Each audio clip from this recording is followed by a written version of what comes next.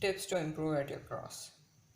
Okay, so I see a lot of people spend their time on improving at their crosses, but they aren't just able to solve it very efficiently. So here I will talk about that. So if you solve the cross at the top, then you might have to rotate a lot of time. So if we just solve the cross at the bottom, then we can just do R, D, L and U moves, and you know that they are much faster than rotating a cube.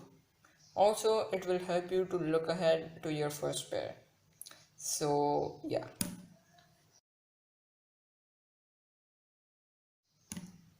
So if you'll ignore the centers, it will be a lot faster.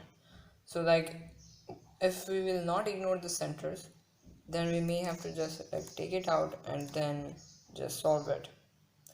And but as we know that it can just go here in just one move, then we can just do this and then this. So obviously that was much faster. Now aligning all the pieces after we are done. So it just connects to the previous one. So like we have done this. So now we know that this goes in one move and this goes in one move. But this we could insert like D prime, then F prime, D prime, F2, and then we can just do this, and then we can just do a D prime at the last.